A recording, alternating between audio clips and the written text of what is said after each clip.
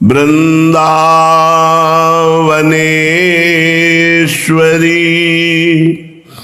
तवैव पदारविंदम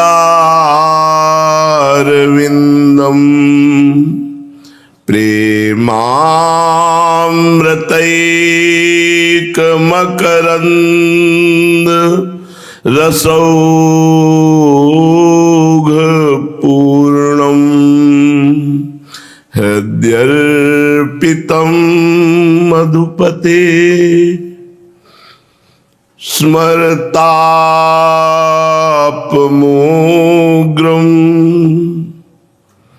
निर्वापयत्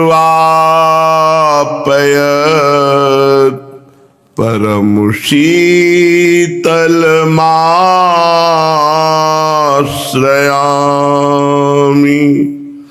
निर्वापयत् परमशीतलमाश्रयामि। परम सच्चिदानंद घन प्रेमानंद स्वरूप नवनिवृत्त निकुंज महामहिम परम पावन श्री वृंदावन धाम के लाडिले युगल सरकार प्राणाराध्य प्राण प्रिय श्री प्रिया प्रीतम जो समस्त सहचरी वृंद खग मृग पशु पंछी तरुलता यमुना रस रानी रज रानी समस्त ब्रजवासी परिकर के चरणों में कोटिशाह प्रणाम कोटिशाह नमन नमस्कार। श्री स्वामिनी जी के चरणों का आश्रय सब आश्रयों से सर्वश्रेष्ठ है, क्योंकि करुणा के समुद्र है स्वामिनी जी। प्रेम समुद्र का सार रूप है लाडली जो, और कभी किसी भी अपराध पर श्री जी उसका अपराध ही नहीं मानती जो श्री जी के चरणों का अनन्य भाव से आश्रय ले लिया है। सबसे खास बात है कि हमारा स्वभाव बिगड़ा हुआ है, हम कितना भी संभालें हमसे गलती हो ही जाएगी। अगर हमारी गलतियों को माफ ना किया जाए तो हम कभी भगवत प्राप्ति नहीं कर सकते।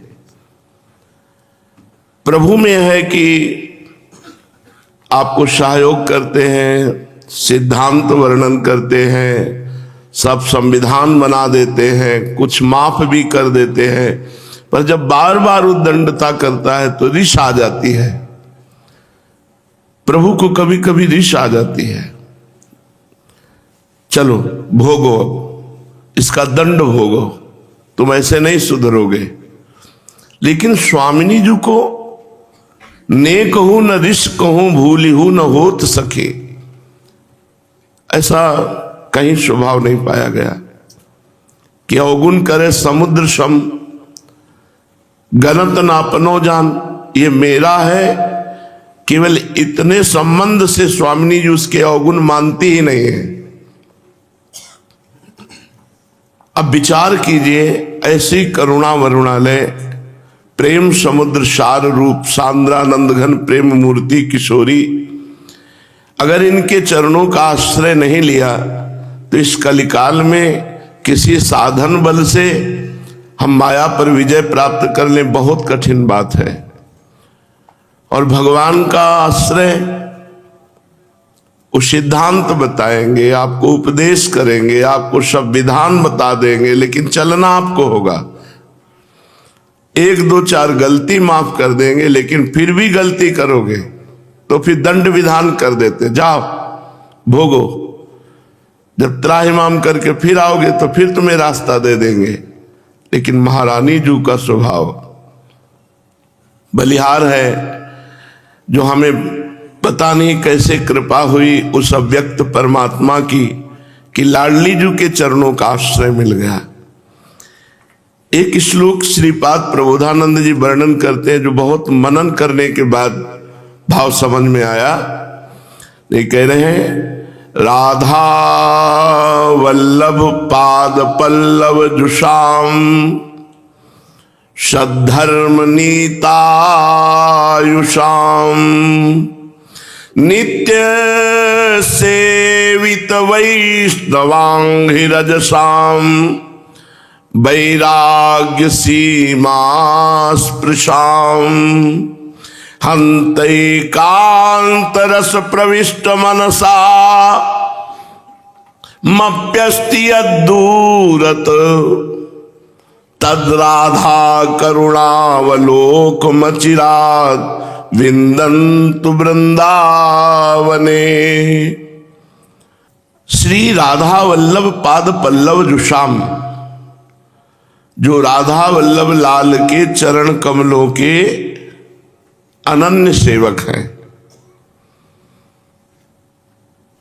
वो और सद्धर्म नीतायुषाम, जो सत धर्मों में नीति के अनुसार चलते हैं, वो नित्य सेवित वैष्णवांगी रजसाम, जो नित्य वैष्णव की चरण रज का सेवन करते हैं, वो वैराग्य सीमा स्पर्शाम, जो वैराग्य की सीमा का स्पर्श किए हुए हैं, अर्थात चरम सीमा का वैराग्य। फिर आगे जो कह रहे हैं कि हंतई कांतरस प्रविष्ट मनसामप्यस्ति यद्दूरत, बोले इनके लिए भी जो रस है वो दूर अगम्य है। मनसाप्यस्ति, वो मन से भी प्रवेश नहीं करते रस में, जो वृंदावन रस है। परंतु तद राधा करुणावलोकमचिराद विन्दन्तु वृंदावने, यदि किशोरी जी करुणा करके देख लें तो बहुत कम समय में उस रस की स्थिति प्राप्त हो जाती है।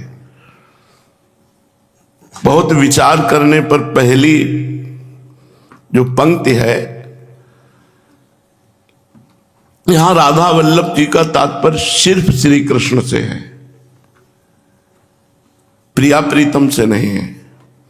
यहां जो राधा वल्लभ पाद पल्लव जुषाम सिर्फ श्री कृष्ण से है, कि जो श्री कृष्ण के चरण कमल के अनन्य रसिक हैं, प्रेमी हैं, उनके लिए भी दुर्लभ।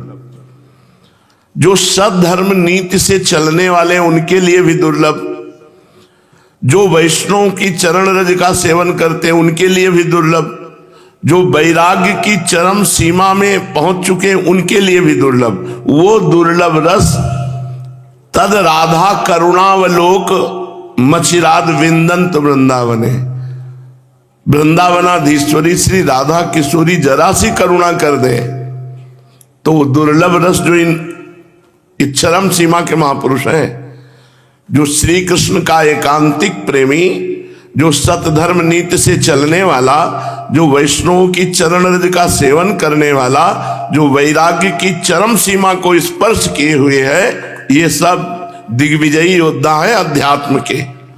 लेकिन इनके लिए भी जो दुर्लभ रस है, यदि किशोरी जी करुणा करके देख ले तो उस रस में उसका प्रवेश हो जाए। मतलब श्री जी की कृपा के बिना इस रस में प्रवेश नहीं है, जो वृंदावन नित्य विहार रस है। राधानंद किशोरौ निरवधि रस सागर निमग्नौ निज के धाम वृंदा विपिन मुदवीक्षैव सांख्य माप्नुतः।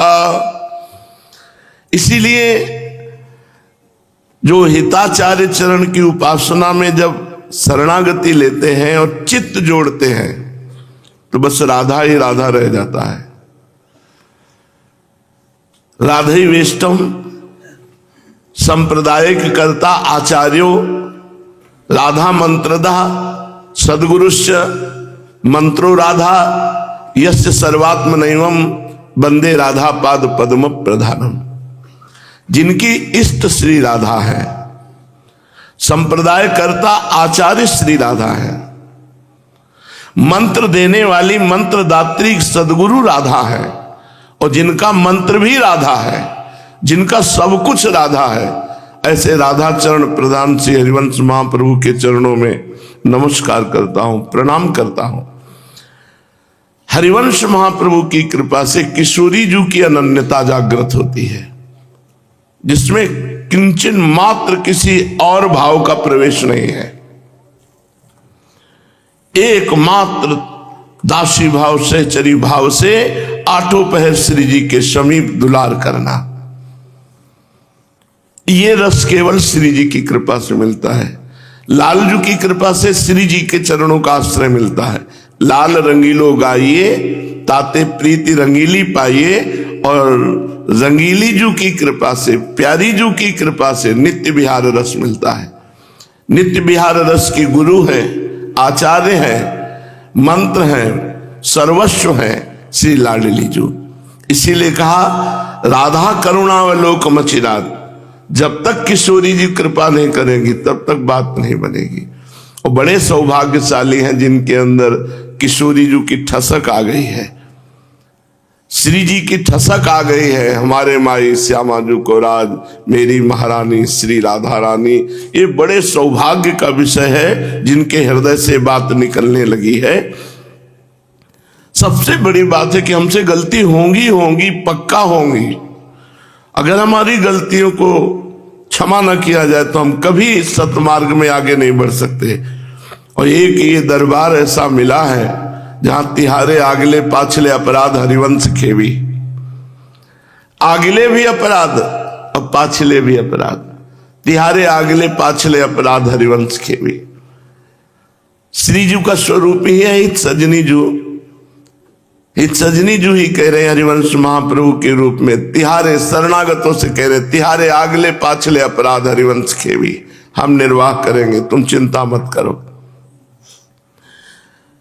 अब हमारे हृदय में राधानंद किशोरो निर्वधि रस सागर निमग्नो, केवल राधा किशोरी और किशोर इन्हीं के आनंद रस में हमारा मन निमग्न होना चाहिए। जब इतनी अपार कृपा हो गई कि हमको ये सौभाग्य मिल गया, देव दुर्लभ, भक्त दुर्लभ, वैरागी दुर्लभ, ज्ञानी दुर्लभ, जो नित्य विहार रस है, उस रस में श्री जी ने हमको स्वीकार कर लिया है, शरणागति प्रदान कर दी है। अब हम आचार्य कृपा से गर्व से कह सकते हैं कि हमारी लाडली जू, ये हम आचार्य कृपा से कह सकते हैं कि मेरी महारानी जू, मेरी स्वामिनी जू, मेरी प्रिया जू, मेरी लाडली जू।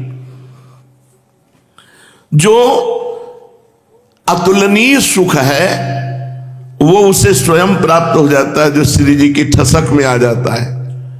महारानी जू, मेरी लाडली जू,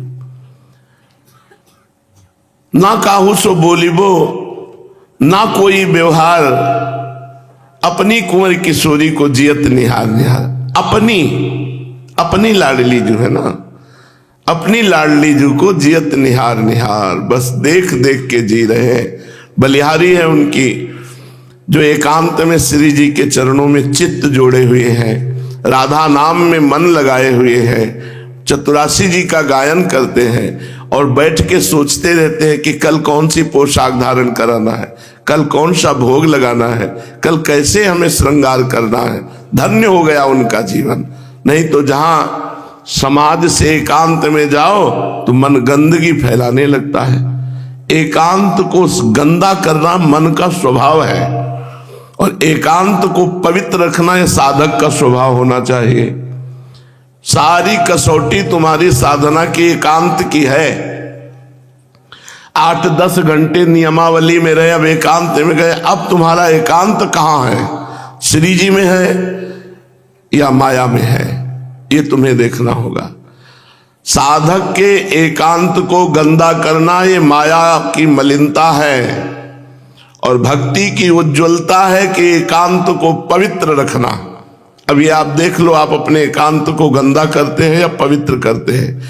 यदि गंदा करते हैं तो आपने 8-10 घंटा जो दिनचर्या की उसका फल प्राप्त नहीं किया। उसका फल था एकांत की कसौटी आपकी पवित्र होती।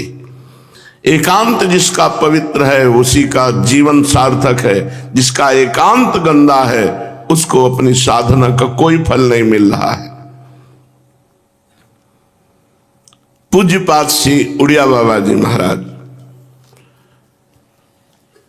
बाबा कहते हैं ना अनाहार करो ना अत्याहार करो। अनाहार माने बिल्कुल थोड़ा, अत्याहार माने बहुत ज्यादा। युक्ताहार करो, ना अनाहार करो ना अत्याहार करो। यदि आपको ब्रह्मचर्य से रहना है, साधना परिपक्व करनी है, तो मध्य में रहो, ना एकदम कम ना ज्यादा, युक्त। युक्ताहार विहारस्य। जो अधिक भोजन पाता है उसे प्रमाद स्थिति अधिक घेरती है। जो एकदम कम भोजन पाता है वो साधन में उत्साह नहीं कर पाता है। इसलिए युक्त आहार करो।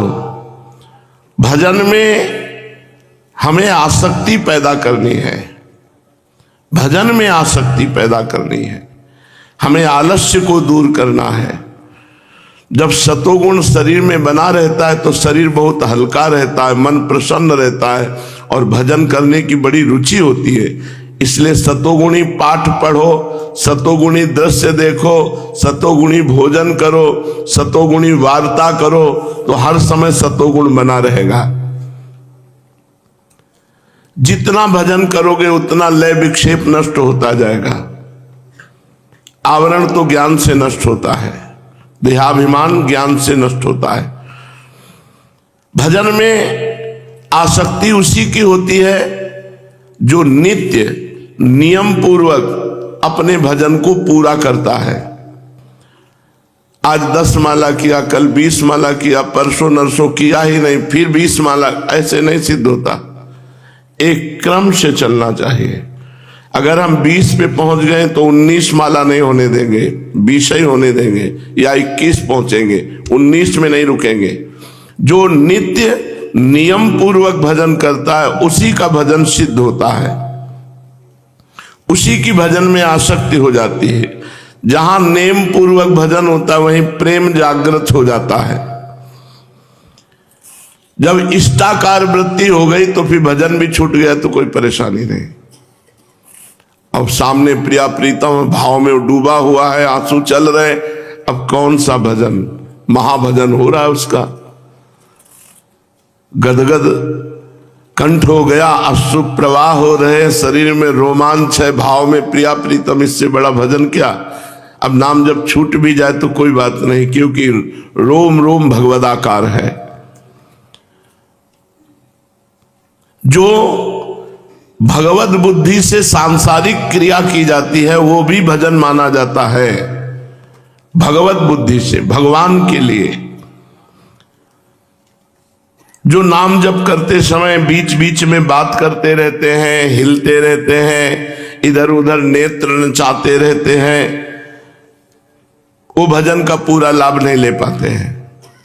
जब नाम जप में बैठो तो शांत, हिलन डुलन से रहित, मौन।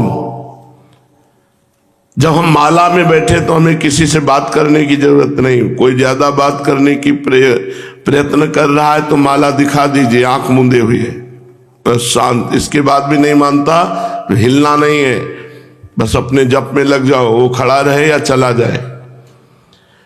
जो माला जपते समय बातचीत करते हैं, ऐसे हिलते रहते हैं, इधर उधर देखते रहते हैं, उनको विशेष लाभ नहीं प्राप्त होता। भजन करते समय बोलना नहीं है, इधर उधर हिलना नहीं है, इधर उधर देखना नहीं है, शांत स्थिर मौन होकर भजन करो। ये भजन में 8 विघ्न है। नींद, आलस्य आ जाना। माला लेके बैठे थोड़ी, वैसे चाहे नींद ना आवे, माला लेके बैठेंगे तो नींद जरूर आ, जमवाई आने लगेगी। बड़ी दरिद्रता भरी है अंदर, बड़े तमोगुण की वृत्तियां भरी है। खूब भजन करो और नष्ट कर दो इन सब नीच बातों को। जब हम भजन में बैठते हैं तो आलस्य आता है, नींद आता है, तो हमें खड़े हो जाना चाहिए, हमें टहल के भजन करना चाहिए। अरे नींद तो इतनी प्रबल हो जाती कि चलते चलते नींद आ जाती है। ये हमने देखा, अगर वो अपने में आ जाए नींद तो तुम्हें चलते चलते नींद आने लगेगी। चल रहे तो नींद, भोजन पा रहे तो नींद आ रही। आलस्य से विजय प्राप्त करनी चाहिए भजनानंदी साधक को। जितना सोने का टाइम दिया बस उसके अलावा न झपकी आएगी ना हमारी ग्रीवा झुकेगी। सावधान एकदम, ये लड़ाई है, लड़ जाओगे तो जीत जाओगे। दूसरा है शौकीनी, मार कपड़ा क्रीच किए और एक एक दाढ़ी का बाल और एक एक सब भौं बन, ये सब नहीं होना चाहिए। शरीर राग मिटाना है भैया, भजन का मतलब है शरीर राग मिटाना। जिसका जितना देहाभिमान गलित हुआ है उतना ही अध्यात्म की ऊंचाई पर वो चढ़ा है। देहाभिमान गलित नहीं होती, ऊंची ऊंची बातों से अध्यात्म का पथिक नहीं कहा जाएगा। ऊंची स्थिति होनी चाहिए, बातों से नहीं। ऊंची स्थिति आती है शरीर राग त्याग से। शरीर को ज्यादा सजाना, ज्यादा सुख देना, ये नरक के रास्ते बनाने हैं। उचित भोजन, उचित वस्त्र, बस ये ज्यादा सुंदरता सजाना और ये सब मायाकृत है, इससे शरीर का राग पुष्ट होता है। तुम शरीर नहीं हो, शरीर केवल परमात्मा प्राप्ति के लिए मिली हुई एक गाड़ी है, ये यात्रा है अध्यात्म की जो इस शरीर से पूर्ण होती। बस ज्यादा इससे प्यार दुलार अपने शरीर से नहीं करना तो फिर औरों शरीर की तो बात ही क्या है। शौकीनी से साधक को बचना चाहिए, आलस्य से बचे और शौकीनी से बचे। कई प्रकार की शौकीनी होती, किसी को कपड़े का शौक होता है, किसी को खाने का शौक होता है, किसी को व्यसन का शौक होता है। शौकीनी भजन में बाधक, हर समय सुपारी और ये चीजें तो नाम मंत्र कैसे चलेगा। भजन करने वाले को किसी भी तरह का कोई व्यसन नहीं करना चाहिए। सुपारी, तमाकू, भांग, नशा नहीं करना चाहिए। अब जिनकी वृत्ति भगवदाकार है वो जो करे, वो हमारे आदर्श उनके वचन है, उनके आचरण नहीं है। जो भगवदाकार वृत्ति के महापुरुष होते हैं उनके बड़े विलक्षण आचरण होते हैं, वो कर भी नहीं सकते हैं, तो उनके उपदेश से जो उनके आचरण मिलते हैं शास्त्र कहता है वही स्वीकार करना चाहिए। शौकीनी नहीं रखनी चाहिए। तीसरा, भजन करते हुए अपने को भजनानंदी साबित नहीं करना चाहिए। प्रसिद्धि, मान, प्रतिष्ठा, बड़ाई, इससे बचना चाहिए साधक को। ये प्रसिद्धि बड़ी नरक है, इसको ये न समझे कि बड़े सौभाग्य से मिलती है। सौभाग्य तो तब होता है जब कोई जाने ना, हमसे कोई राधे श्याम न करे, तब सौभाग्य होता है। अपने को भजनानंदी साबित न करे, अपने कभी मान प्रतिष्ठा इन सब बातों से अपने को बचा ले तो बहुत बढ़िया भजन होता है। मान बढ़ाई ये प्रिय लगती है, लेकिन ये अध्यात्म का पतन कराने वाली होती है। सम्मानम कल्याति घोर गर्णम, महापुरुषों ने कहा यह सम्मान घोर विष है, बहुत नरक है, बहुत नरक है। आप लोगों को लगता हो तो हम आपको अपना अनुभव बताते हैं। जिंदगी में इच्छा मत करना मान बढ़ाई की, ये बिल्कुल घटिया चीज है जो भगवान से विमुख कर दे। यदि भगवदाकार वृत्ति ना हो तो भगवान से विमुख कर दे, पक्का समझो। पर सौभाग्य है कि भगवान बचपन से इस मार्ग में लगाए रहे तो 50 वर्ष का अभ्यास हो गया। वो जो ना कोई हमें जानता ना हम किसी को जानते, वो भगवान के चिंतन में आठों पैर, उसका जीवन धन्य है। ये ज्यादा जानकारी, ज्यादा परिचय सब अब भगवान को जो कराना वही होता है, अपने किए थोड़ी होता है, भगवान के किए होता है। ये उन्हीं का सारा खेल है। लेकिन मान बढ़ाई, प्रतिष्ठा, ये हम पक्का कह रहे हैं नरक है, स्पष्ट नरक है। साधु की सारी स्वतंत्रता बंद हो जाती है। ये प्रशंसा, ये प्रतिष्ठा, ये मान बढ़ाई, आप लोगों को लगता होगा कि क्या बात है, नहीं है, वो अच्छी चीज नहीं है। अच्छी चीज है एकांत में बैठकर प्रभु को पुकार पुकार के रोना, और कोई हमें जानता नहीं। ऐसी भक्ति जो एकांतिक भक्ति हो, जिसे कोई न जाने, कोई कहीं छपा ना हो, हर समय छिपा रहा हो, जिसका भजन तो धन्य है उसका भजन। पांचवा, गुरु जी बन जाना। गुरु तो भगवान ही है, अपने लोग तो केवल पोस्टमैन है। तुम्हारी बात भगवान तक, भगवान की बात आप तक कह दिया गया। अपने में गुरुपना न देखे। छठवां, किसी के दोष चिंतन न करे। नहीं तो जो चिंतन में हम दूसरे के दोष करेंगे वो हमारे अंदर आ जाएंगे। सातवां, बनावटीपना जीवन में नहीं होना चाहिए, दिखावटीपना नहीं होना चाहिए। अब शरीर राग त्यागने के लिए तो हम बाबा जी बने, अब शरीर राग पुष्ट हो जाए तो सब जीवन ही बर्बाद हो गया। पूर्वाभ्यास अब बड़ा जोर का होता है, अपना प्रयास है। अब शरीर ऐसे रोग से ग्रसित है कि कुछ सुविधाएं नहीं तो आग लगे सुविधाओं में। इन सुविधाओं का नाश करने के लिए तो हम बाबा जी बने थे कि हमें कोई सुविधा नहीं चाहिए। सुविधा से युक्त बाबागिरी थोड़ी होती है, असुविधा से युक्त होती है। काम चलाना, शरीर को थोड़ी पोषण करना है। अब इतनी ठंडी पड़ रही है, दोनों किडनी खराब है, फिर भी शरीर को ऐसे रखते हैं। तो बनियान पहने कैसे? अपनी कसौटी में, बाबागिरी की कसौटी क्या है? भोगों को स्वीकार न कर, नाम जप करो, नाम जप करने दो। धन्य है उसका जीवन जिसको कोई नहीं जानता। पक्का वो जीवन मांगा खाया और रात दिन भजन किया। भगवान के निरंतर भजन में रहने के लिए किसी भी प्रकार की लोकप्रियता नहीं होनी चाहिए, ये पक्की बात कह रहे। अगर लोकप्रियता होती है तो बड़ा विक्षेप पड़ता है। जो हम बोलते हैं, जो हम सुनते हैं, वही हमारा चिंतन बनता है। जो हमारा चिंतन बनता है वही हमारी स्थिति होती है। तो दिखावटीपना, बनावटीपना, दंभ, नाटक, पाखंड, ये सब घुस जाता है जब प्रतिष्ठा की बात आती है। मान प्रतिष्ठा जहां प्रिय लगने लगी तो ये सब दोष अपने आप घुस जाते हैं। और आठवां, आवश्यकता को बढ़ा लेना। साधु की आवश्यकता बस केवल पेट में अन्न चला जाए उतना, जितने से भजन होता हो, और जितने से शरीर ढक जाए उतना वस्त्र, बस तभी भजन प्रकाशित होता है। ये सब सुविधा, ये सब दुनिया का परपंच है भाई। बड़े बड़े चक्रवर्ती सम्राट, बड़े बड़े दान पुण्य महल, ये सब, इससे उनको भगवान की प्राप्ति भई का? भगवान की प्राप्ति तब भई बर बस राज सुतहि नृप दीन्हा, हरिहित आप गवन बन कीन्हा। जबरदस्ती सारे राज्य का त्याग कर दिया और भगवान के लिए एकांतिक भजन किए। ज्यादा व्यवहार साधु की साधुता में बट्टा लगा देता है, भजन में बाधा पैदा कर देता है। ये बहुत अच्छी बात नहीं है कि बहुत कीर्ति हो गई, बहुत यश हो गया, बहुत अच्छी बात नहीं।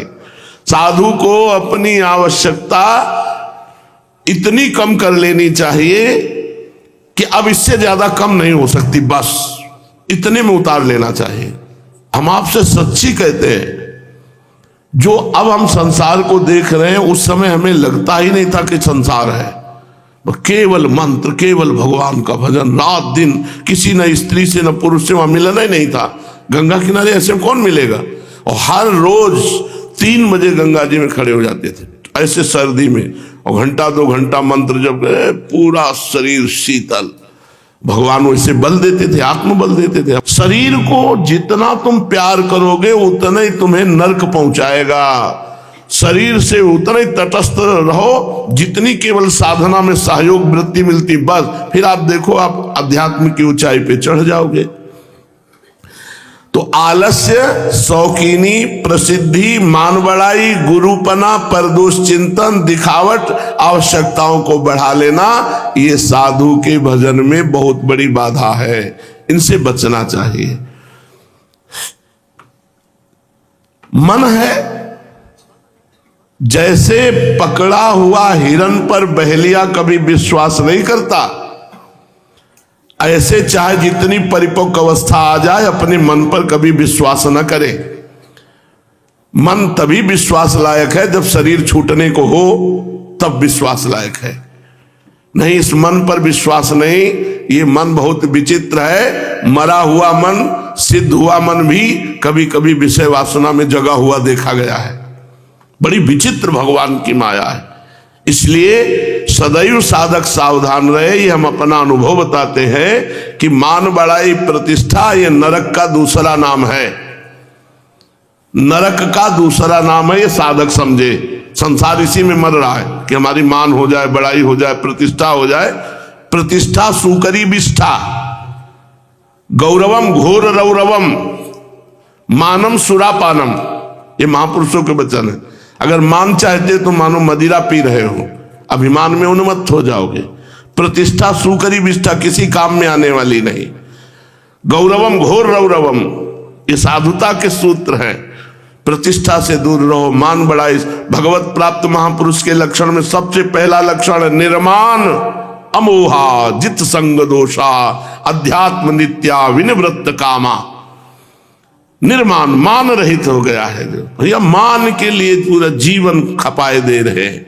मान हो जाए, किसका मान हो जाए? कौन मान मानता है? कौन तुम्हें मानेगा? ये सब समय का फेर है। इसलिए कभी मान प्रतिष्ठा की चाह न, पक्की बात कहते हैं, मान प्रतिष्ठा की चाह कभी न। भगवान बचावे साधकों को कभी मान प्रतिष्ठा न दे। ये ऐसा विष है जो चढ़ाई पर चढ़ते हुए भी उतार करके फुटपाथ में गिरा दे, अध्यात्म की ऊंचाई से नीचे धम्म से गिरा दे। कंचन कामिनी जितना खतरनाक नहीं, उससे ज्यादा मान बड़ाई खतरनाक है। कंचन तजना सहज है, सहज तिया का ने, मान बड़ाई ईर्ष्या दुर्लभ तजनाए। चलते हैं, बड़ा आनंददायक प्रसंग है श्रीमद् भागवत महापुराण में। संकट मोचन भगवान शिव स्वयं संकट में फंस गए एक बार। संकट मोचन है हनुमान जी, भगवान शिव ही तो है। स्वयं भगवान शंकर ही हनुमान जी के रूप में है। हनुमान जी को संकट मोचन कहा गया। शंकर जी संकट मोचन है, लेकिन स्वयं संकट में फंस गए महाराज। तो भगवान श्री कृष्ण चंद्रजू ने संकट मोचन किया। इसलिए इस अध्याय का नाम है शिव का संकट मोचन। शिव का संकट मोचन श्री कृष्ण चंद्रजू ने किया। राजा परीक्षित ने पूछा, भगवान देवादिदेव महाशंकर तो समस्त भोगों के परित्यागी हैं। महाराज, कोई भी लोक ऐसा नहीं होगा जहां महल और सब व्यवस्था ना हो, लेकिन भगवान शिव ऐसे महात्यागी भगवान है कि एक कहीं भी कुछ निर्माण नाम की चीज नहीं मिलेगी। 60,000 योजन लंबा चौड़ा एक वृक्ष है बरगद का। एक योजन का मतलब होता है 4 कोस, एक कोस का मतलब 3 किलोमीटर, और 60,000 योजन का बट वृक्ष है। और 6 ऋतुएं अलग अलग डालों में होती है। 60,000 योजन, एक योजन 4 कोस, तो 60,000 योजन 2,40,000 शिव है। अब आप विचार करो, कौन इनका आदि अंत पा सकता है? जिस वृक्ष के नीचे बैठते हैं महाराज, अगर विमान से घूमा जाए तो पार पाना मुश्किल हो जाएगा। 6 ऋतुएं उसी वृक्ष के। और हो माता पार्वती जी के साथ भगवत चर्चा होती रहती हर समय। तो कह रहे हैं कि भगवान शंकर के उपासक धनी देखे जाते हैं, त्यागी के उपासक धनी, और भगवान लक्ष्मीपति के उपासक सब भिक्षुक देखे जाते हैं। ये उल्टा कैसा? त्यागी भगवान के उपासक धनी, और धनी भगवान के उपासक त्यागी। महाराज, ये दोनों प्रभु त्याग और भोग दृष्टि से एक दूसरे से विरुद्ध स्वभाव वाले हैं, लेकिन इनके उपासकों में विपरीतता देखी जाती। भगवान शंकर के जितने उपासक होंगे सब चकाचक। और का सोने की लंका इन्हीं की तो दी हुई थी। कुबेर के पास सारा वैभव इन्हीं के कृपा प्रसाद से है, भगवान शंकर के।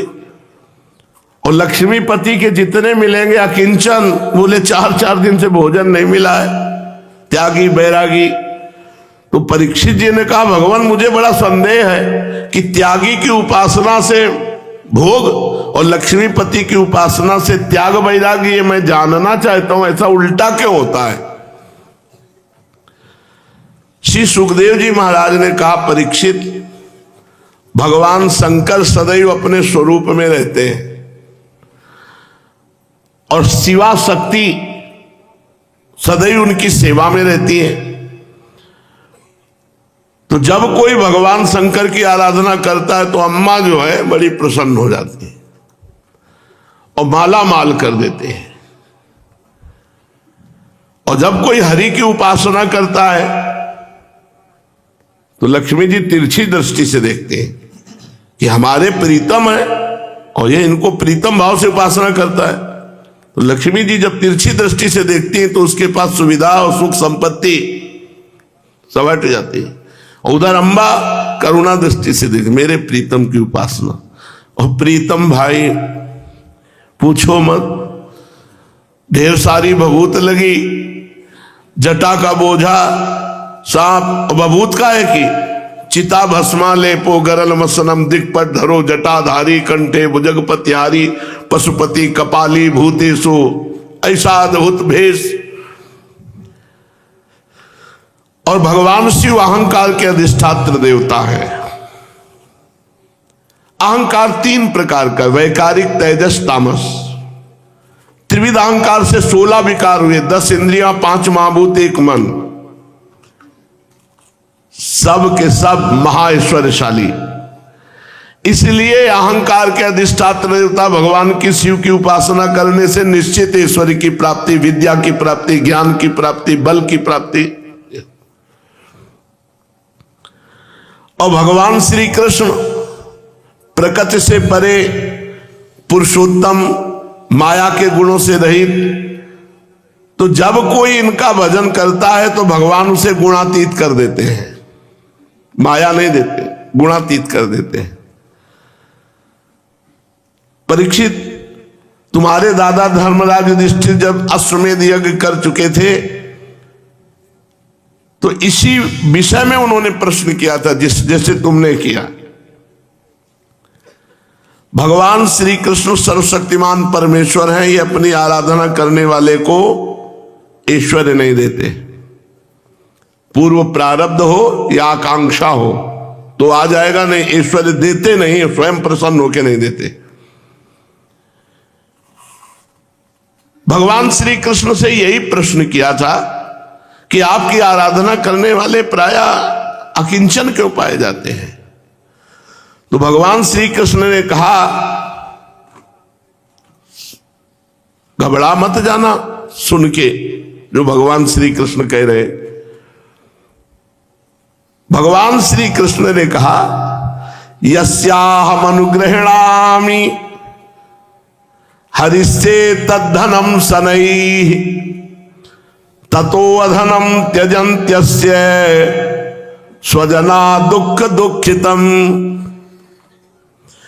जिस पर मैं कृपा करता हूं सबसे पहले उसका ऐश्वर्य हरण करता हूं।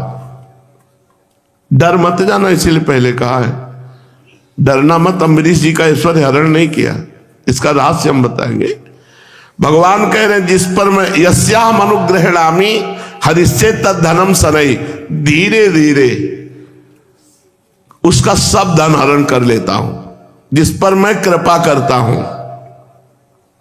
ततो अधनम त्यजन्त्यस्य स्वजनाः, जब धन नहीं रहता तो फिर उससे कोई प्यार नहीं करता। दुख दुखितम, वो दुखी हो जाता है। तब मैं फिर और कृपा बढ़ाता हूं, फिर अपने भगवत प्रेमी महात्माओं का संग देता हूं।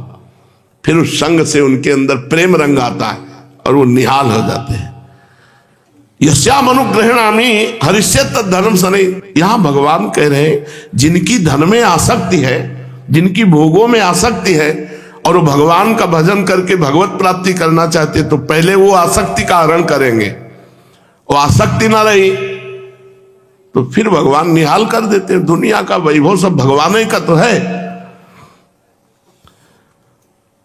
जब वो धन के लिए उद्योग करता है तो मैं हर उद्योग निष्फल कर देता हूं। बहुत विचित्र भगवान की कृपा होती है।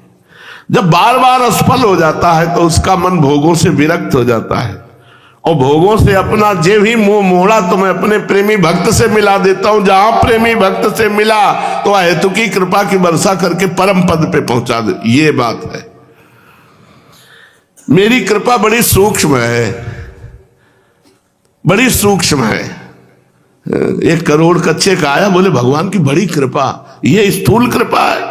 सूक्ष्म कृपा है कि जो रखे भी थे वो भी बीमारी में खर्चा हो गए, और बीमारी में अब कोई साथ नहीं दे रहा, घर परिवार का कोई है नहीं, तब अंदर से पुकारा, हे कृष्ण आप ही मेरे हो। बहुत विचित्र कृपा है। कह रहे मेरी कृपा बड़ी सूक्ष्म है। सच्चिदानंद स्वरूप परब्रह्म की प्राप्ति करा देती है मेरी कृपा। थोड़ी कड़वी है। मेरी प्रसन्नता, मेरी आराधना करना बहुत कठिन है, इसी से साधारण लोग मेरी आराधना नहीं करते। असाधारण कृपा। और भगवान शिव एक नाम है आशुतोष। आशुतोष माने बहुत जल्दी प्रसन्न होकर वरदान दे देना। और कभी कभी खुद ही संकट में फंस जाना होता है बहुत जल्दी वरदान दे देने में। तो श्री सुखदेव जी कहते हैं, परीक्षित, वरदान और शाप देने में समर्थ हैं तीनों देवता, भगवान ब्रह्मा, भगवान विष्णु, भगवान महादेव। पर इनमें सबसे जल्दी वरदान देने में कृपालु हैं आशुतोष और ढरदानी भगवान शिव। ऐसा भगवान श्री हरि नहीं करते, जल्दी वो रीझते नहीं, और रीझ गए तो आर पार का खेल होता है। भगवान शिव बहुत जल्दी प्रसन्न हो जाते हैं, बहुत जल्दी। बोले इस विषय में तुम्हें एक प्रसंग सुनाते हैं। एक बार वृकासुर, ये शकुनी दैत्य का पुत्र है, जिसे बाद में भस्मासुर कहा गया। इसकी बुद्धि बहुत बिगड़ी हुई थी। एक दिन उसने देखा नारायण नारायण नारायण करते हुए देवर्षि नारद जी जा रहे थे।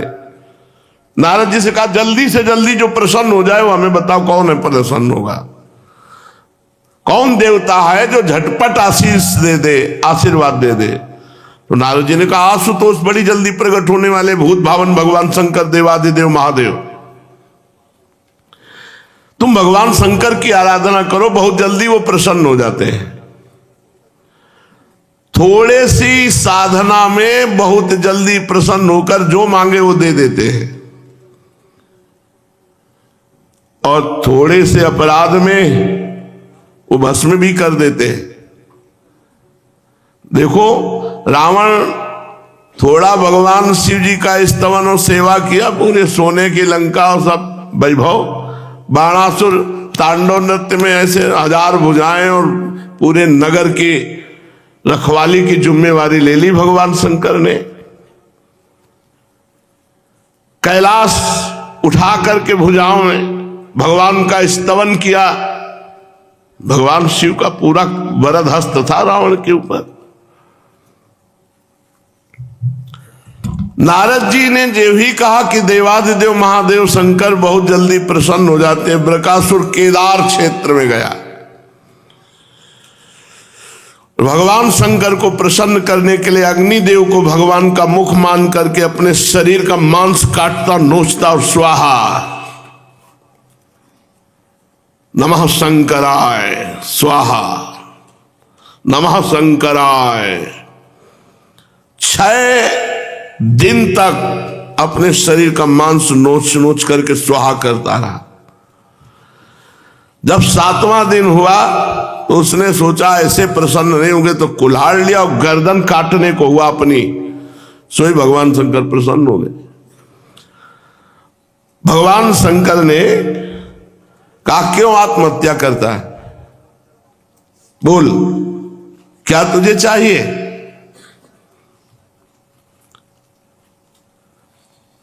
जे भी भगवान शंकर प्रकट हुए तो वृकासुर ने जितना मांस नोचा था सब सर्वांग पुष्ट स्वर्णिम शरीर तेजोमय।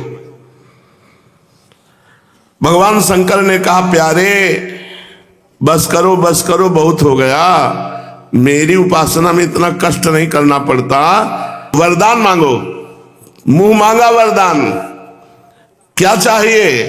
अरे भाई तुमने सुना नहीं, मैं तो केवल एक चुल्लू जल पे, धतूरे के फल से, अकौड़े के फूल से, बेल के पत्ते तले से, ये सब मांस वांस काट के कष्ट सहना, क्या चाहिए तुझे? बृकासुर बड़ा पापी था। उसने विचार करके भगवान शंकर से कहा, मैं जिसके ऊपर हाथ रख दूं, हाथ रखते ही भस्म हो जाए, ऐसा वरदान दीजिए। अब आशुतोष महाराज, भगवान शंकर, तथास्तु, जाओ ऐसा ही हो। मानो सांप को अमृत पिला दिया गया। अब दृष्टि गई, बाबा बाघंबरधारी बगल में त्रिपुर सुंदरी भगवती उमा। तो उसने कहा, महाराज आपके पास इतनी सुंदर देवी की जरूरत क्या है, पहले आप ही को भस्म कर दे। वो तो राक्षस स्वभाव का आदमी। इत्युक्ता सो असुरो नूनम गौरी हरण लालसा। गौरी भगवती अंबा को हरण करने की लालसा बना ली, और शंभो मूर्धन किलासुरा, भगवान शंकर को मारने के लिए उनके ऊपर हाथ। स्वहस्तम धातु मारे भे स्व बिभ्यत स्वकृताच्छिव। अब तो भगवान शिव भागे, हाथ भगवान शंकर के ऊपर। पहला मंत्र गुरुदेव के ऊपर ही अजमावे कि सही दिया है कि नहीं। भगवान शंकर अपने वरदान से भयभीत होकर भागे। अब जहां भगवान शंकर जाते वो भी असुर वहीं पीछा। भगवान शंकर सोचे कहां पिंड बचावे इससे, ये तो पीछे पड़ गया। पहले तो भगत था, अब तो दुश्मन बन गया। पृथ्वी स्वर्ग जिस दिशा में जाते बृकासुर पीछा किए। भगवान ने देखा कि हर बार हमारे पीछे ही लगा हुआ है। अब भगवान शिव को भागते देखकर बड़े बड़े देवता चक्कर में फंस गए कि इसको कैसे, क्योंकि जो नजदीक जाएगा हाथ रख देगा, भस्म कर देगा। भगवान शंकर वैकुंठ में गए। वैकुंठ स्वयं भगवान श्री कृष्ण का, श्री हरि का निवास स्थान है। एकमात्र परम त्यागी वीतराग परमहंस सन्यासियों का परम स्थान है, जहां जाने पर जीव को परम विश्राम प्राप्त हो जाता है, फिर लौटना नहीं होता है। ध्यान के द्वारा भगवान श्री हरि का, वैकुंठनाथ के ध्यान में, प्रभु अब आप ही बचा सकते हो इस दैत्य से। भक्त भयहारी भगवान ने देखा कि शंकर भगवान तो बड़े संकट में पड़ गए, तो भगवान एक ब्रह्मचारी का रूप धारण किए और बृकासुर हांफता हुआ पीछे भाग रहा था आगे शंकर जी, तो बीच में जा खड़े होकर कहा, प्रणाम बृकासुर जी। इतने प्यार से कोई प्रणाम करे उसको, तो उसने कहा होगा खुशी रहो भगवान से, आप क्यों भाग रहे हैं बृकासुर जी? इतने अमृत में वचन, इतने सम्मान में वचन कि उसके साथ में कि शंकर जी जाएंगे, कहा भाग के, इनकी तो फिर हाथ रख देंगे। इतना सम्मान मिल रहा है तो थोड़ा बातचीत कर लेते। भगवान बृकासुर से जब बात करें तो मूंज की मेखला, काला मृगचर्म, दंड, रुद्राक्ष की माला धारण किए हुए, एक एक अंग से तेज निकल रहा है, हाथ में कुशा लिए हुए, और बृकासुर को बार बार नम्रता से प्रणाम कर रहे हैं, झुककर ऐसे बात कर रहे हैं। शकुनी नंदन बृकासुर जी, आप बहुत थक गए हैं। हाँ, थक तो गया हो, बहुत दूर से आप दौड़ाते हुए ला रहे हैं शंकर जी को। हाँ हाँ हाँ, थोड़ा विश्राम कर लीजिए, नहीं वो दूर निकल जाएंगे। देखो हमारी बात समझो, शरीर ही समस्त सुखों की जड़ है, और शरीर को अधिक कष्ट दे दिया, फिर कामना की पूर्ति हुई तो लाभ क्या हुआ? थोड़ा विश्राम करो। देखो आप तो समर्थ महान पुरुष हैं। बृकासुर ने सोचा हाँ वो तो है ही, हम अब जिसके ऊपर हाथ धर देंगे भस्म ही हो जाएगा। कभी कभी अपने मित्रों से अगर बात बता दे तो सहयोग मिलने पर कार्य सरल हो जाता है। आप क्या करना चाहते हैं कि आप मुझे बताएंगे? मेरे सुनने योग्य बात हो तो आप मुझे बताइए, और सहायता के द्वारा बड़े बड़े काम बन जाते हैं, मैं आपकी सहायता करूंगा। परीक्षित इतना अमृत शब्द थे भगवान के कि वो लुट गया भगवान के वचनों में। अब उसने नारद जी से मिलने की बात लेकर पूरी तपस्या के शंकर जी के वरदान तक की पूरी बात बता दी और कहा कि मैं शंकर जी को भस्म करना चाहता हूं। भगवान ने कहा, यार तुम कहां फंस गए? इनकी बात मानते हो? सत्य झूठे हैं, इनकी बात तुम कैसे मान लिए? तुम इनकी बात पर विश्वास करते हो? तुम्हें पता नहीं है दक्ष ने इनको साप दे दिया था। ये कुछ भी बोलते सही नहीं होता। आजकल तुम तो देखते हो ना, प्रेतों पिशाचों भूतों को साथ लेकर डोलते रहते हैं। हाँ ये बात तो है। बोले तुम इतने महान होकर इनकी बात पे विश्वास कर लिए। प्रत्यक्षम किम प्रमाणम, तुम अपना हाथ अपने ऊपर रख के देखो, अगर झूठा निकले तो हम दोनों मिलकर दंड देते। हाँ ये बात तो ठीक है। स्वाहा। तो भगवान ने ऐसी वाक चातुरी से फंसाया कि जो हाथ शिव जी के ऊपर रखना चाहता था अपने ऊपर रख लिया। भगवान शिव के वचन के मिथ्या हो सकते हैं? भगवान ने ऐसी मोहित करके बात की, दुर्बुद्धि की बुद्धि मारी गई और सिर पर अपने हाथ रख लिया। बस उसी क्षण भस्म हो गया। हाथ रखते ही भस्म, भस्मासुर उसी सब अपने आप भस्म हो गया। मानो उस पर बिजली टूट पड़ी हो, एकदम तुरंत राख हो गया। आकाश से देवता लोग फूलों की वर्षा। भगवान ने आवाज लगाई, देवादिदेव आ जाओ, तसल्ली से वापस आओ। नहीं बचा, मर गया, आ जाओ। देवता लोग नमो नमः साधु साधु करके पुष्प बरसाने लगे। पापी बृकासुर की तत्काल मृत्यु हो गई। पितर और गंधर्व अत्यंत प्रसन्न होकर भगवान का यश गान करने लगे। बहुत विकट संकट से भगवान शंकर मुक्त हुए। भगवान श्री कृष्ण ने कहा, शंकर जी देवादिदेव, बड़े हर्ष की बात है कि दुष्ट अपने दुष्ट स्वभाव के कारण ही अपने पापों से मारा गया। परमेश्वर भला आप जैसे महापुरुष का अपराध करके कौन सुरक्षित रह सकता है? फिर स्वयं जगत गुरु विश्वेश्वर शिव का अपराध करके कोई सकुशल रह सके, ऐसा तो हो ही नहीं सकता। भगवान अनंत शक्तियों के समुद्र हैं। एक एक शक्ति मन और वाणी की सीमा के परे है। भगवान शंकर से कहा कि महाराज, आज से वरदान मांगने वाले के वरदान पर तो विचार कर लिया करो कि मांग क्या रहा है। कहीं वरदान देने के बाद अपनी ही समस्या न फंस जाए, इसलिए महाराज विचार करके वरदान दिया करो। जो भगवान शंकर की इस बृकासुर से, भस्मासुर से छुड़ाने की लीला को कहेगा और सुनेगा, वो भगवान शंकर और श्री हरि कृपा से माया के बंधनों से मुक्त हो जाएगा, माया के संकटों से मुक्त हो जाएगा। श्री सुखदेव जी कहते, परीक्षित एक बार सरस्वती नदी के पावन तट पर बड़े बड़े ऋषि लोग यज्ञ प्रारंभ कर रहे थे। उन ऋषियों में एक बात चली कि इन तीन भगवान में कौन बड़ा है? ब्रह्मा, महादेव और भगवान श्री हरि। परीक्षित, बात ज्यादा बढ़ गई। कोई कहता ब्रह्मा को, कोई कहता महादेव जी को, कोई कहता हरि को। उनमें भगवान के महान भक्त ब्रह्मा जी के पुत्र, तपस्या के धनी भृगु जी ने कहा कि आप कोई लड़ो मत, हम तीनों की परीक्षा लेते हैं, इनमें जो श्रेष्ठ निकलेगा वही श्रेष्ठ है। अब इन तीनों भगवान की परीक्षा लेने के लिए भृगु जी महाराज सबसे पहले अपने पिता ब्रह्मा जी के पास गए, ब्रह्मा की सभा में। तो वहां जाके प्रणाम करना चाहिए, नमस्कार करना चाहिए, स्तुति करना चाहिए, कुछ नहीं किया, जाके खड़े हो गए। परीक्षा लेने के लिए ना तो उन्होंने नमस्कार किया, ना तो स्तुति की, ना प्रणाम किया।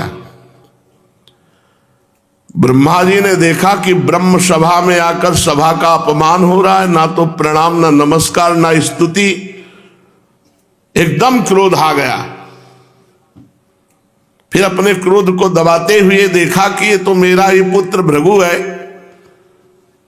तो भीतर ही भीतर विवेक बुद्धि से क्रोध को दबा लिया, जैसे कोई अरण्य मंथन से उत्पन्न अग्नि को जल से बुझा दे। देखा भृगु जी ने कि पिताश्री क्रोधित तो हुए पर अपने क्रोध को दबा लिया। बस फिर प्रणाम किया भृगु जी ने और वहां से चल दिए। परीक्षा हो गई। कैलाश पहुंचे, देवादिदेव भगवान शंकर ने देखा कि महर्षि भृगु जी पधारे, तो बड़े आनंद से खड़े होकर दोनों भुजाएं फैला दी कैलाश में, आओ भाई गले लगो। महर्षि भृगु जी ने कहा, मैं तुम्हारा आलिंगन नहीं स्वीकार करता, तुम लोक और वेद की मर्यादा का उल्लंघन करते, इसलिए मैं तुम्हें गले नहीं लगा सकता। भृगु जी की बात सुनी तो भगवान शंकर ने कहा, तुम्हें गले लगा रहे थे तो तुम्हारी समझ में नहीं आ रहा था, अब हमारा त्रिशूल तुम्हारे गले लगेगा। और त्रिशूल उठाया और कहा, तुम ऐसी। त्रिशूल उठाकर महर्षि भृगु को जब मारना चाहा तो सती जी ने पकड़ लिया, नहीं नहीं, ब्रह्म ऋषि की हत्या ठीक नहीं है। थोड़ी देर में भगवान शंकर जब शांत हुए तो भृगु जी ने फिर प्रणाम किया, चल आखिरी में प्रणाम कर चल गए वैकुंठनाथ भगवान श्री हरि के धाम। उस समय लक्ष्मी जी की गोद में भगवान सर रखे हुए थे। भृगु जी सीधे गए और एक लात छाती में मारी। भक्तवत्सल भगवान श्री हरि उठ खड़े हुए, सैया से नीचे उतरे, शेष सैया से, और भृगु जी को सिर झुकाकर प्रणाम किया। और भगवान ने कहा, आपका स्वागत है, मुझे पता नहीं था कि आप आ रहे हो, नहीं तो उठ करके आपकी अगवानी करता। प्रभु मेरा अपराध क्षमा करना, क्योंकि मैं आप जैसे ब्रह्म ऋषि का आदर नहीं कर पाया। महामुने भगवान ने चरण पकड़ लिए भृगु जी के और कहा, तुम्हारे चरण अत्यंत कोमल हैं, मेरी छाती बड़ी कठोर है, कहीं तुम्हारे चरणों को चोट तो नहीं लग गई। सहलाने लगे भगवान। महर्षि, आपके चरणों का जल तीर्थों को भी तीर्थ बनाने वाला है। आज मैं और मेरा लोक सब पावन हो गया आपके चरणों के स्पर्श से। भगवान वचन दिए कि आज के बाद चाहे जो अवतार हो मेरा, तुम्हारा चरण चिन्ह हमारी छाती पे रहेगा, ये हमारा आभूषण रहेगा, भृगु चरण चिन्ह, भृगुलता। श्री सुखदेव जी कहते, परीक्षित, भृगु जी के आंसू आ गए कि मैंने लात मारा और भगवान चरण पकड़ कर दबा रहे कि हमारी छाती बड़ी कठोर है, तुम्हारे चरणों में कहीं चोट ना लग गई हो। भृगु जी के भक्ति के उद्रेक से गला भराया, आंखों में से आंसू छलक आए और वो मौन हो गए। फिर भगवान को साष्टांग प्रणाम किया श्री हरि को, और प्रणाम करके वहां से लौट आए और ब्रह्मवादियों की जो मुनियों की सभा थी उसमें आकर वहां बताया, तीनों भगवान के चरित्र बताए। भृगु जी का अनुभव सुनकर सभी ऋषि मुनियों को बड़ा विस्मय हुआ, उनका संदेह दूर हो गया। तब से वे भगवान श्री हरि ही सर्वश्रेष्ठ ऐसा मानने लगे। वैसे तो भगवान श्री हरि ही ब्रह्मा है, भगवान श्री हरि ही महादेव है, महादेव ही श्री हरि है, कोई किंचित भेद नहीं है। भगवान श्री हरि ही साक्षात धर्म ज्ञान वैराग्य 8 प्रकार के ऐश्वर्य और चित्त को शुद्ध करने वाला यश प्राप्त होता है।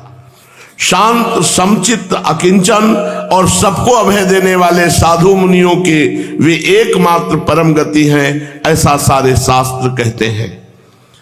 भगवान की प्रिय मूर्ति है सत्व और इष्ट देव हैं ब्रह्म ऋषि।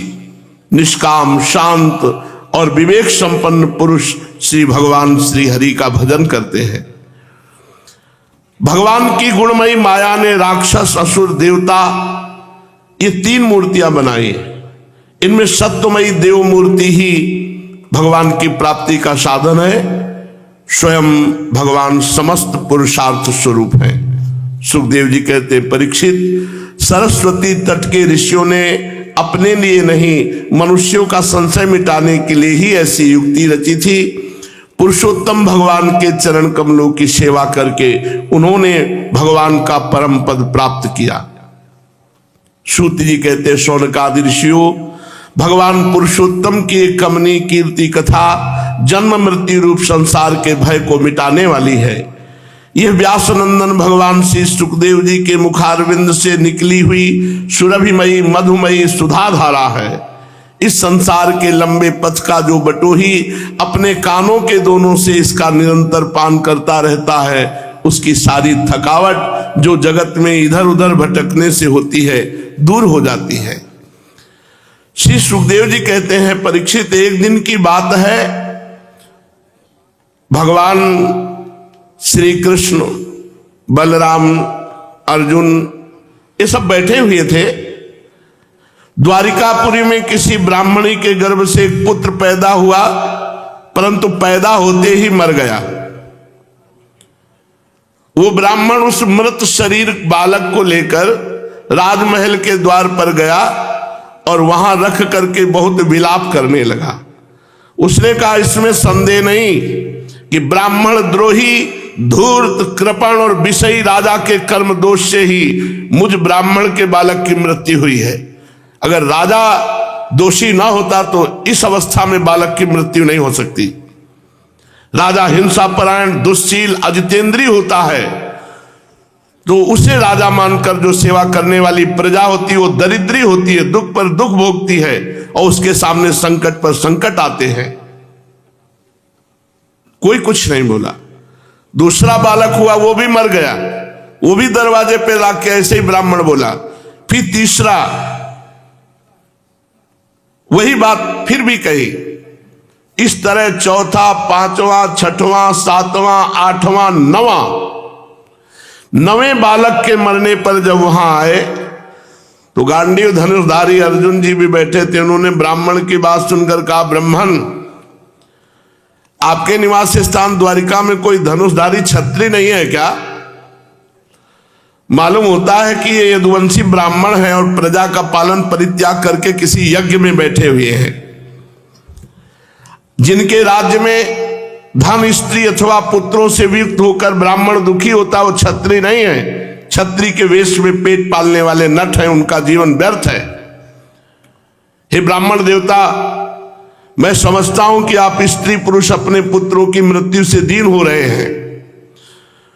मैं आपको वचन देता हूं कि मैं आपके संतान की रक्षा करूंगा। यदि मैं आपके संतान की रक्षा न कर सका तो मैं प्रतिज्ञा करता हूं कि तुरंत आग लगाऊंगा, उसी आग में जलकर मर जाऊंगा। ब्राह्मण ने कहा, होश में यहां बलराम जी बैठे हैं, भगवान श्री कृष्ण बैठे हैं, धनुर्धारी प्रद्युम्न बैठे हैं, अद्वितीय योद्धा अनिरुद्ध भी हैं। जब ये मेरे बालकों की रक्षा नहीं कर सके, इन जगदीश्वरों के लिए भी काम करना कठिन हो रहा है, तो तुम इसे कैसे करना चाहते हो? सचमुच ये तुम्हारी मूर्खता है। हम तुम्हारी इस बात पर बिल्कुल विश्वास नहीं करते। अर्जुन ने कहा, ब्राह्मण, मैं बलराम नहीं हूं, मैं श्री कृष्ण नहीं हूं, मैं प्रद्युम्न नहीं हूं, मैं अर्जुन हूं। भाव इसका क्या है कि मैं भगवान तो नहीं हूं, लेकिन भगवान का दास हूं, और जो काम भगवान भी नहीं पूरा कर सकते, भगवान अपने दास की इच्छा जरूर पूरी करते हैं। आंतरिक भाव ये, मैं गांडीव धनुषधारी अर्जुन हूं, जिनका गांडीव नामक धनुष विश्व विख्यात है। जाओ ब्राह्मण देवता, विश्वास करो मेरी बात पर, मेरे बल पर उसका तिरस्कार मत करो। आप जानते नहीं हैं, यदि मैं अपने पे आ जाऊं तो भगवान शंकर को भी युद्ध में तृप्त कर सकता हूं। भगवान, मैं क्या अधिक कहूं, अगर मृत्यु तुम्हारी संतान को ले गई तो मृत्यु को भी परास्त करके तुम्हारी संतान को लाऊंगा।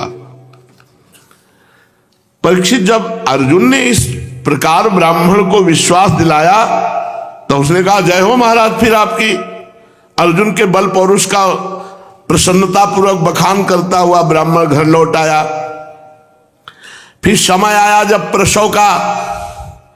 ब्राह्मण दौड़ता हुआ अर्जुन के पास आया और कहने लगा इस बार तुम मेरे बच्चे को मृत्यु से बचा लो अर्जुन। ये सुनकर अर्जुन वहां गए, शुद्ध जल से आचमन किया, देवादिदेव महादेव भगवान शंकर को प्रणाम किया, फिर दिव्य अस्त्रों का स्मरण किया, गांडीव पर डोरी चढ़ाई और हाथ में लेकर ऐसे दिव्यास्त्र मंत्रों का अभिमंत्रित करके प्रसव गृह को पिंजड़ा बना दिया। अगर वायु भी प्रवेश करेगी तो अर्जुन से आज्ञा पाकर, मृत्यु भी प्रवेश करेगी तो अर्जुन से आज्ञा पाकर। अब बड़ा आश्चर्य हुआ, पहले ब्राह्मण का बच्चा होता था तो भूमि पर जन्म तो होता था, जन्म होते ही वो मर जाता था। अब की बच्चा पैदा हुआ, रोने की आवाज आई और देखते देखते सशरीर आकाश को चला गया। वो ब्राह्मण भगवान श्री कृष्ण के सामने अर्जुन की निंदा करने लगा, बोले मूर्खता तो देखो, पहले लाश तो मिल जाती थी, अब तो शव भी नहीं मिला, आकाश को चला गया। अरे भला जिसे भगवान श्री कृष्ण प्रद्युम्न अनिरुद्ध बलराम नहीं बचा सके, उसकी रक्षा करने में कौन समर्थ हो सकता है। मूढ़तावश उस बालक को लौटा लाना चाहता है जिसे प्रारब्ध ने हमसे अलग कर दिया है। जब उस ब्राह्मण ने इस प्रकार भला बुरा कहा तो अर्जुन ने तत्काल योग बल से यमराज के पास गए, सेमिनीपुरी। वहां कहा, आदेश किया कि ब्राह्मण का बालक वापस किया जाए। बोले यहां आया ही नहीं है। पूरे त्रिभुवन के जो भी मरेगा वहां हिसाब किताब होता है, उसका हिसाब ही किताब नहीं। बोले यहां कोई मतलब नहीं, उस ब्राह्मण बालक को कोई मतलब नहीं, न काल से न मृत्यु से। इंद्र के लोग गए, अग्नि के लोग गए, निरति के लोग, सोम वायु वरुण सब नीचे की पुरियों में, ऊपर के लोकों में, सब ब्रह्मांडों में खोज डाला। महरलोक, जनलोक, तपलोक, सत्यलोक, कहीं भी बालक नहीं मिला। अब अर्जुन की प्रतिज्ञा पूरी ना हो सकी, तब उन्होंने अग्नि की चिता लगाओ। तो भगवान श्री कृष्ण का रुको रुको रुको, यही बात है, अभी तुम्हारा पूरा बल मैं हूं, ये बात समझनी। भक्त का जितना बल है तो है, नहीं, भक्त का पूरा बल भगवान है। अर्जुन तुम अपने आप का तिरस्कार मत करो, तुम्हारा बल मैं हूं। चलो मैं तुम्हें अभी ब्राह्मण बालक दिखाई देता हूं। आज लोग जो तुम्हारी निंदा कर रहे हैं, फिर ये लोग तुम्हारी प्रशंसा करेंगे, तुम्हारी कीर्ति की स्थापना करेंगे। सर्वशक्तिमान भगवान इस प्रकार अर्जुन को समझाया बुझाया और अपने सारथी दारुक को बुलाया। दिव्य रथ पर बैठे अर्जुन के साथ और पश्चिम दिशा की ओर प्रस्थान किया। फिर भगवान पूरी यात्रा करते हैं।